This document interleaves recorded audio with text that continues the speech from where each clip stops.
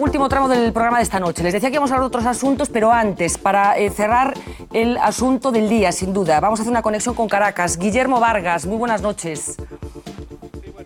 Guillermo Vargas. Caracas, Venezuela, y buenas noches allá en España. Le Hola. habla Guillermo Vargas de la redacción de Unión Radio Noticias. ¿Qué tal, Guillermo? Muy buenas noches y muchísimas gracias por atendernos. Bueno, en principio, para empezar, ¿cómo están los ánimos en estos momentos en Caracas, en Venezuela? Bueno, mira, mucha consternación, mucho dolor entre simpatizantes y no simpatizantes, porque produjo sorpresa la información del fallecimiento del presidente Hugo Chávez.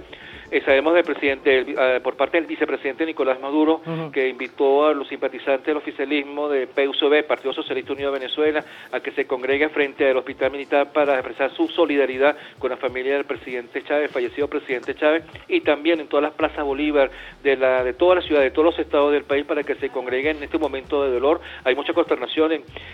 Todos los medios de comunicación están aquí en Venezuela, están presentando semblanza del presidente Hugo Chávez.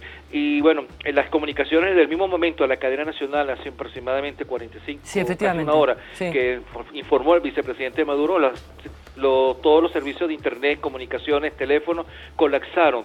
Y bueno, poco a poco se está restableciendo ya las comunicaciones por distintas vías de todo el sistema en nuestro país luego de esta información. Hay un despliegue militar, policial, ordenado por el vicepresidente Maduro, la Fuerza Armada, y hace poco momento una cadena nacional de la Fuerza Armada, del ministro de la Defensa, donde dio un mensaje de tranquilidad al pueblo, porque la Fuerza Armada y la policía, especialmente la Policía Nacional Bolivariana, va a estar desplegada en las calles para brindar seguridad en estos momentos difíciles, porque desde el año 1935 no fallecía un presidente en ejercicio. En aquella oportunidad fue Juan Vicente Gómez, falleció el 17 de diciembre de 1935. Luego en el año 52 falleció, pero el presidente de una junta militar, Carlos Delgado Chalbó, pero ahora en este año, en esta fecha de 2013, falleció un presidente en ejercicio, como lo es Hugo Chávez. Decía, sorpresa por la comunicación de ese fallecimiento. ¿No se esperaba un desenlace tan inmediato, tan rápido? Sí, no se esperaba tan inmediato, pero desde el parte médico del día de ayer del ministro de Comunicación e Información, Ernesto Villegas, sobre el agravamiento de la infección respiratoria que tenía el presidente, y además de la quimioterapia de alto impacto, como así lo dijo, entre comillas, el ministro Villegas, ya había como cierto temor en los medios de comunicación y también en cierta parte de la población de que algo iba a ocurrir. Horas del mediodía, aquí en Venezuela se sabía de una reunión del alto mando del gobierno junto con la Fuerza Armada, pero donde se dieron a conocer otras informaciones, pero la gente estaba en expectativa y llamó mucho la atención de que no hubiera sido en cadena nacional. Cuando sale la cadena nacional aproximadamente a las 5 de la tarde, hora de Venezuela, del día de hoy, es donde todo colapsó internet, colapsó las llamadas telefónicas, y ya se sabía en el ambiente que algo estaba pasando. Bueno, pasó con el anuncio del fallecimiento del presidente Hugo Chávez. Bueno, Guillermo, le comunico que aquí en España se está siguiendo con muchísimo interés todo lo que está pasando en Venezuela. Seguíamos incluso en directo esa comparecencia de Nicolás Maduro, una comparecencia en la que dijo algo que aquí ha sorprendido, que es esa acusación de que la muerte de Hugo Chávez podría estar relacionada con un envenenamiento dirigido desde Estados Unidos. ¿Ha sorprendido ahí esa tesis? Bueno, esa información la dio el vicepresidente en horas del mediodía en lo que le dijimos de esa reunión del alto mando de gobierno y el alto mando militar, que no fue en cadena, sino nada más transmitido por Venezolana Televisión, y donde algunas televisoras se pegaron a la señal de BTV, el canal oficial aquí del Estado venezolano, y ya vimos por cables, especialmente de EFE, especialmente la Agencia Española de Noticias EFE, que ya rebotó una información de Estados Unidos que rechazaba esa acusación. Pero la reacción de Estados Unidos sobre esa acusación llegó minutos después de conocerse el fallecimiento del presidente Hugo Chávez. Ahora habrá que esperar a ver qué ocurrirá en los próximos días, las próximas semanas o meses, sobre esa denuncia que formuló el vicepresidente Nicolás Maduro. Por lo pronto sabemos que el vicepresidente Maduro dará una información en las próximas horas para saber los detalles sobre el funeral, el sepelio del fallecido presidente Hugo Chávez. Es lo único así. Sabemos el dolor que está sintiendo todo el alto gobierno, el alto mando militar, y toda gran parte de la población venezolana. Guillermo, ya para terminar, que supongo que tendréis una tarde de locos ahí en la redacción, hablabas de que el ejército está desplegándose, digamos, para garantizar que no haya problemas, porque hay peligro, riesgo de que haya algún tipo de problema, algún incidente violento, digamos, en las calles de Caracas. Bueno, no se sabe. Lo que podemos decirle es que, bueno, hay ciertos grupos violentos, los llamados colectivos, no sabemos cómo van a reaccionar, por eso el despliegue policial, despliegue militar. Decir algo, eso sería decir rumores. Habría que esperar sobre esta situación. Y bueno, habrá que esperar las próximas horas. Lo que sí sabemos es que hay un despliegue policial militar, hay gran parte de la población está consternada, pero no ha llegado ninguna información de actos violentos. Lo que dijiste es que estamos como locos, sí, porque poco a poco se están restableciendo los servicios telefónicos, los servicios de internet, porque desde el momento del anuncio de esta cadena, cuando se anunció la muerte del presidente Chávez, todo colapsó en Venezuela, todo colapsó, los celulares no funcionaban, lo que ustedes llaman móviles, aquí sí. llamamos celulares, las líneas telefónicas normales, el internet, todo, y poco a poco se está recuperando las señales de los distintos medios de comunicación. Pues Guillermo Vargas, compañero, muchísimas gracias por atendernos, por darnos esta última hora desde Caracas, muchísima suerte y muchos abrazos desde aquí, desde España. Muchas gracias por la solidaridad y un abrazo también a los hermanos españoles, que aquí muchos somos descendientes de españoles, sí, y lo recordamos a todos. Y particularmente de gallegos, de donde estamos hablando. Graciñas, muchas gracias. Buenas noches. Buenas noches. Buenas tardes. Bueno, ¿alguna...? Sí, solamente decir que yo creo que hay una raíz común. Estamos hablando de que hay diferentes discursos en diferentes países latinoamericanos, pero hay una raíz común que viene de esas terribles situaciones de desigualdad que hay en todos los países latinoamericanos. Estamos hablando de una historia muy distinta, ¿no?, a la historia europea. Entonces, lo que estaba diciendo José Luis, ¿no?, que yo creo que es muy importante, el tema de dignificar a la clase pobre, ¿no?, que necesita unas políticas que no son necesariamente populistas, que necesita unas políticas que sean de fondo, ¿no?, a largo plazo. También hay que decir que todos los líderes latinoamericanos se enfrentan a unas condiciones estructurales muy problemáticas, ¿no? Estamos hablando de muy pocos propietarios de tierra, estamos hablando de los recursos principales de cada país que están en manos muchas veces de multinacionales, ¿no? Entonces yo creo que un cambio estructural no hay que olvidarlo en Venezuela y en muchos otros países latinoamericanos supone medidas que no van a ser populares sobre todo para países que tienen relaciones comerciales con estos países. Para no ir más lejos, lo que pasó en Argentina hace poco, ¿no?, cuando se decidió, sí, claro, cuando se decidió el tema, pues yo creo que fue una señal de lo que puede pasar y de lo impopular que es esto. Pero lo impopular no tiene a veces que ver con lo justo, ¿no? Y yo creo que recuperar en algunos casos los recursos nacionales y construir esa base sólida sobre la cual se pueda realmente dignificar a la clase pobre va a suponer este tipo de medidas. Bueno, decía que vamos a acaparar casi el final del programa con los titulares de la jornada que nos va a traer Uxía, pero antes, por dar simplemente una pincelada de cosas que han sucedido aquí en España, Luis Bárcenas, que iba a ser de nosotros sin hablar de Luis Bárcenas, un día de estos. Hoy ha habido novedades, veíamos otra vez al exceso del Partido Popular salir de su casa, veíamos también a su mujer salir de su casa, así que estas son las novedades del día del asunto Bárcenas. Hoy las preguntas eran para ella. Hola, ingresó usted 11 millones de euros en Caja Madrid. Porque Rosalía Iglesias, la mujer de Luis Bárcenas, llegó a tener casi 11 millones de euros en una entidad al lado de su casa. Y eso que, según declaró ante el juez en 2010, ella no sabía nada de los negocios de su marido. ¿Hizo de testaferro de su marido? Todos los temas económicos los lleva y los ha llevado siempre mi marido, en el que confío plenamente en él. En esa misma entidad, en el portal de al lado de su casa, Luis Bárcenas tuvo en 2007 otra cuenta con 3 millones de euros. Hola, buenos días. Según el informe de la agencia tributaria al que hemos tenido acceso, podrían achacar ese volumen de dinero a posibles inversiones en deuda pública, aunque no han logrado confirmarlo. Lo curioso es que 2007 debió ser un gran año para el matrimonio, porque en ese ejercicio Bárcenas llegó a almacenar en este Banco de Ginebra 22 millones de euros, y todo de origen más que dudoso. Bueno, José Luis, ¿cómo se come esto? Es impresionante. Jesulín de Brique lo hubiese definido en dos palabras, que no van a ser las que él dijo. Yo creo que el caso Bárcenas, que no os escandalicéis, no da más de sí. Es una chapuza infinita. Y por tanto, al infinito ya no se le pueden añadir más cosas. No hay ninguna cosa... Matemáticamente. No hay ninguna cosa... Sí, Tampoco, ya no da más. Es decir... O sea, que nos lo vamos a comer así, sin consecuencias. No, vamos a ver. Vamos a ver. Esto hubiese sido capaz de cesar a 20 gobiernos y no ha cesado a ninguno. Y por tanto, el problema ya no viene por acumular más basura, sino que debe de haber otro enfoque de la cuestión. Yo creo que tiene que haberlo. Y yo creo que el principal enfoque es cerrarlo cuanto antes. Hay que terminar. Un pueblo no puede estar supurando y respirando basura años. Y por tanto, estos temas no se pueden juzgar. Pero si no pasa nada, que decir, si el PP no reacciona, ¿qué pasa? Hay que juzgarlo.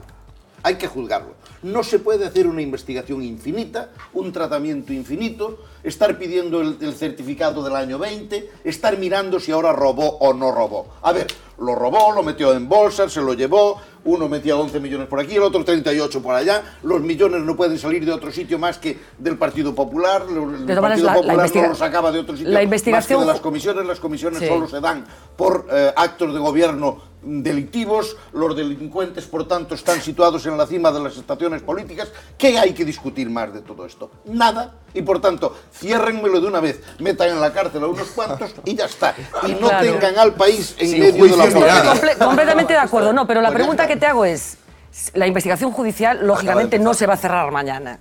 Esto lo tenemos todos claro, porque está en una fase preliminar incluso. Si no hay ninguna reacción política, ¿hasta dónde va a llegar esto? No, vamos a ver, no se va a cerrar porque no se ha querido, porque todavía no ha entrado el juez en el Partido Popular, porque todavía no ha ido a mirar dónde está, qué hay allí. Por decir, acaban de estar los de Santiago. ¿Qué se hace en el Ayuntamiento de Santiago? Llega la policía de aduanas y dice, quietos todos. No dice lo de, esto es un atraco. Lo de Tejero, pero dice, quieto todo el mundo. Y empiezan a tal y se llevan todo. ¿Qué ha pasado en el Partido Popular? No ha pasado nada. ¿Desde cuándo empezó el tema Bárcenas? 4 años o 3 años. Bueno, ya está bien de porquería. Acaben de una vez y háganme menos justicia y máis limpieza. Claro. A ver, foi un titular. A policía foi o Partido Popular, sí, pero a petición de Bárcenas, que é o curioso. Bueno, o sea, isto é o mundo revés. A ver, que nos hayamos reído al final de un dramático discurso, que nos hayamos reído, da lugar de desperpento en el que estamos. Eu creo que hai outro tema... Pero eu creo, sin embargo, que Bárcenas ten collido ao Partido Popular por ali.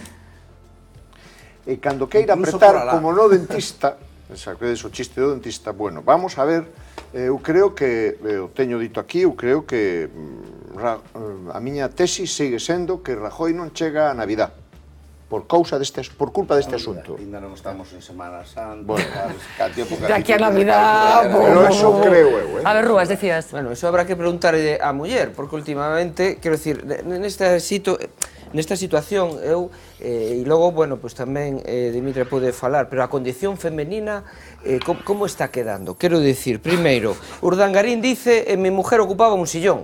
O sea, mi mujer era un florero, la mujer de Bárcenas dice, yo no sé nada de los negocios de mi marido.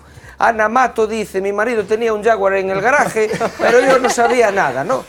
Eu me recuerda aquella frase que decía Fraga, que decía, no es la política, querido amigo, sino el matrimonio el que hace extraños compañeros de cama.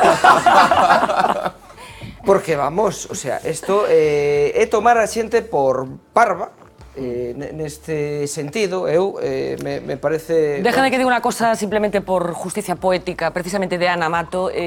Saben que el Partido Popular ha optado por un apagón informativo, al más puro estilo Mariano Rajoy, ha decidido que de este asunto no se va a hablar, e incluso se han frustrado las comparecencias históricas y tradicionales de Dolores de Cospedal después de las reuniones de las ejecutivas que tienen lugar, como todos ustedes saben, los lunes. Lleva 2 semanas sin aparecer, aunque después de cómo encara este problema casi es mejor efectivamente que no aparezca. Bueno, la cuestión, Ana Mato hoy se trasladaba a Nueva York en un viaje oficial, convocaban a los corresponsales que están allí, que trabajan allí para medios de comunicación españoles, una convocatoria en principio de una rueda de prensa. Cuando los compañeros llegaron a cubrir esa rueda de prensa, se les comunicó que no, que el formato cambiaba y que iba a pasar, que pasaba a ser una comparecencia sin preguntas. Automáticamente los periodistas se levantaron y decidieron no cubrir el acto convocado por la ministra de Sanidad, Ana Mato.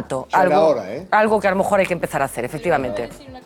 Sobre la condición femenina, ¿no? Yo creo que una cosa muy distinta de lo que estaba mencionando José Ruas, ¿no? Yo creo que hay una cosa muy interesante. Si yo fuera Mariano Rajoy en este momento tendría mucho miedo a la condición femenina, por una razón. Estos días la señora Angela Merkel estaba haciendo unas declaraciones muy interesantes de apoyo al gobierno. La señora Angela Merkel no es ajena a los escándalos de corrupción que hay en este momento en España y se interesaba además por Soraya Sáenz de Santamaría. No, viste hoy lo que pasó, que fue creo que un amor a primera vista. Claro, que se interesaba por ella, pero si recordamos bien la historia de Angela Merkel, es que ella fue la protegida de Helmut Kohl. Sí, Helmut Kohl se fue del partido por financiación ilegal. Angela Merkel prometió una limpieza del partido y en el momento en que llegó al poder dejó de hacer nada, ¿no? La financiación ilegal se quedó en el traste, ya no se abrió, no se abrió. Exactamente. Pero efectivamente hoy no nos ha dado tiempo. Entonces, a lo mejor la señora Merkel ya tiene sucesor. Tiene su hoja de ruta. Bueno, hoy no nos ha dado tiempo, pero efectivamente hoy tenía un viaje oficial también Soraya Sáenz de Santamaría, están despendoladas las ministras del gobierno. Hoy va a Berlín a despachar con Angela Merkel y efectivamente lo que iba a ser prácticamente un saludo de segundo se convirtió en un acto mucho más largo y lo que cuentan las crónicas, los propios periodistas alemanes, es que hubo feeling entre Angela Merkel y Soraya Sáenz de Santamaría, que supongo que en estos momentos está jugando un papel y que ella misma de alguna forma lo ha dicho, separando al gobierno del Partido Popular, ¿no? Que dixen eu aquí un día que tería que haber un goberno de concentración, que eso era imposible, que un goberno do Partido Popular con outro ou outra presidente, ti dixeches, Soraya. Bueno, pues parece que hoy parece que el visto bueno lo ha recibido de Angela Merkel. Insisto, se habla de muy buena sintonía entre la alemana y la española. Hay una identificación proyectiva ahí muy interesante. Interesante, ya me contarás esas identificaciones proyectivas psicológicas. Piensas en... Sempre me acordo dos bailes da Estrada, onde tocaba a sintonía de Vigo, non sei. Acordades, daquelo, verdad?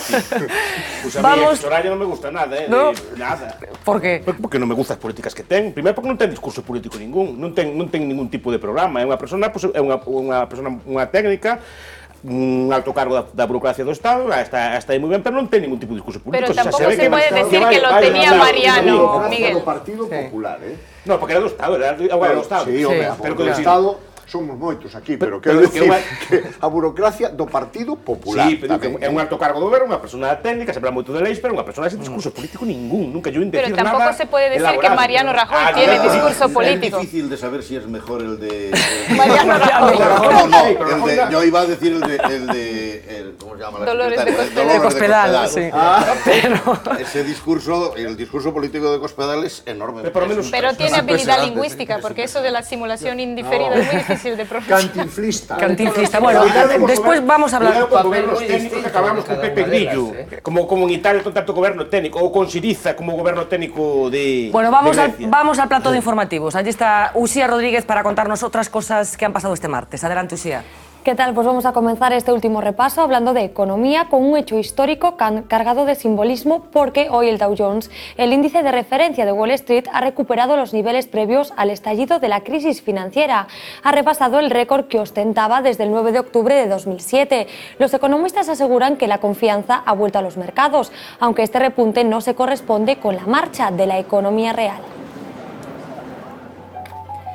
Y este puente veneciano, el puente de la Constitución, llevará a los tribunales a Santiago Calatrava. El arquitecto español será juzgado en Italia por el sobrecoste de esta obra. Estaba presupuestada en 4 millones de euros, pero finalmente costó 10. Además, necesita constantes reparaciones. Calatrava está acusado de daño al erario público italiano. Y hablamos ahora de una cifra terrorífica, porque el mayor estudio del Holocausto afirma que hubo más de 15 millones de víctimas.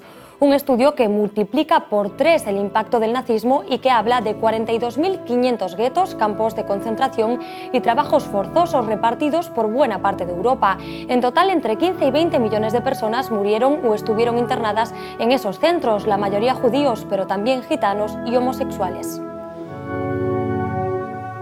Y mientras esperamos la llegada a Roma de los 115 cardenales que elegirán al nuevo pontífice, hoy hemos visto por primera vez a Benedicto XVI como Papa emérito. Una revista italiana publica sus primeras imágenes en Castel Gandolfo, paseando por sus jardines ataviado con un abrigo blanco, una gorra del mismo color, un bastón y acompañado de su inseparable secretario personal. Es una de las imágenes de las últimas horas, aunque sin duda uno de los temas del día ha sido una tarta, la tarta de chocolate y almendras de IKEA. La cadena de muebles ha tenido que retirar este postre en 23 países después de detectarse altos niveles de bacterias fecales. España se ha librado, según la compañía, ningún lote ha llegado a nuestro país. Y por el módico precio de 8,5 millones de euros, el emir de Qatar se ha comprado 6 paradisíacas islas griegas situadas en el Mar Jónico. Se trata de la mayor inversión privada en el país heleno desde que comenzó la crisis. Un acuerdo que tardó 18 meses en cerrarse debido a las múltiples trabas burocráticas. Aquí terminamos este intenso día informativo. Pues muchísimas gracias, Uxía. Nos vamos corriendo a la primera página del periódico de mañana porque todavía tenemos un off the record muy interesante estableciendo algunas comparaciones entre políticos y humoristas. Pero antes, como les decía, primera página, titular de apertura, lógicamente, muere Chávez, con una foto del presidente de Venezuela, como decíamos, cuya muerte se confirmó hoy. El gobierno venezolano anunció anoche la muerte del presidente del país a causa de las complicaciones que sufrió tras la última operación de cáncer. Previendo el desenlace, el vicepresidente Maduro había reunido horas antes a la cúpula militar. Foto de primera para un asunto que ocupa la actualidad social hoy aquí en Galicia. Nace Amancio Álvarez Ortega, el primer hijo de Marta Ortega y Sergio Álvarez, cuarto nieto del fundador de Inditex, pesó 3,9 kilos, un bebé hermoso. La madre de 29 años se recupera favorablemente en la clínica en la que dio a luz aquí en A Coruña. Destacar algún titular más: investigan movimientos de dinero, y esto lo que decíamos a los concejales de Santiago que estuvieran presentes, que estuvieran pendientes de La Voz. Investigan movimientos de dinero entre exconcejales de Santiago y un contrabandista de obras de arte, así que la cosa puede ir mejorando. Y la Unión Europea quiere otra subida del IVA, pero el Gobierno descarta hacerla este año. Un titular, Surso, que ampliamos dentro, lógicamente, ¿no? Que ampliamos dentro del periódico, digo. Sí, queda convenientemente ampliado. Fijaros lo de que es lo importante en esa frase.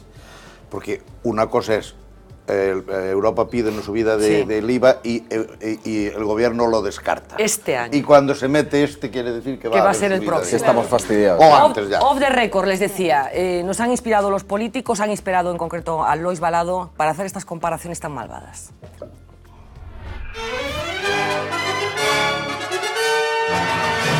Off the record. Políticos y humoristas. Humoristas y políticos. Mundos aparentemente contrarios.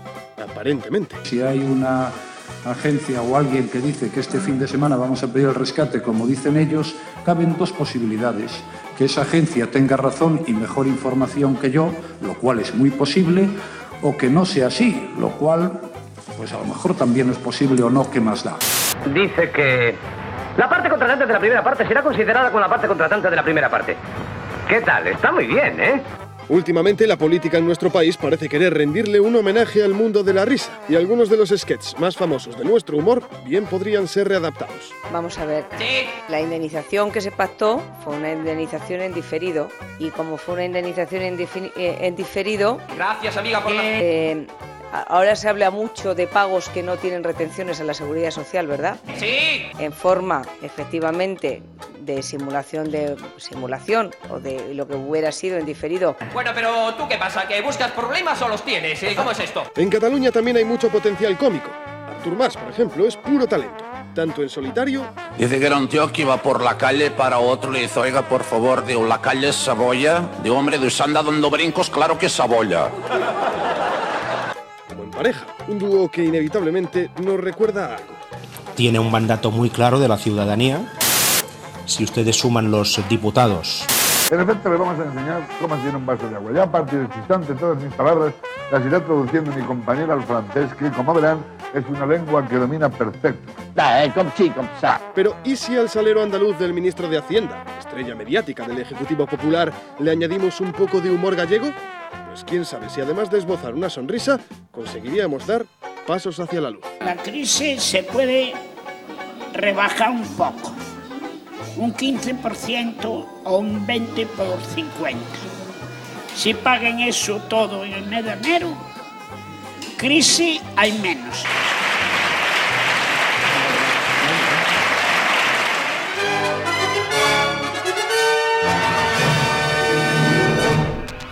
Bueno, ese híbrido entre Cañita Brava y Cristóbal Montoro, que de verdad que está llamado a darnos grandes noches. Señores, muchísimas gracias por este programa tan particular, pegado a la última hora, con ese estupendo equipo que ha sido capaz de irnos abasteciendo en la última hora de lo que iba pasando en Venezuela. Así que enhorabuena, como siempre, chicos. Gracias a los 6 por ayudarnos esta noche. Regresamos mañana a partir de las 10 menos 20, como siempre en directo. Sean felices.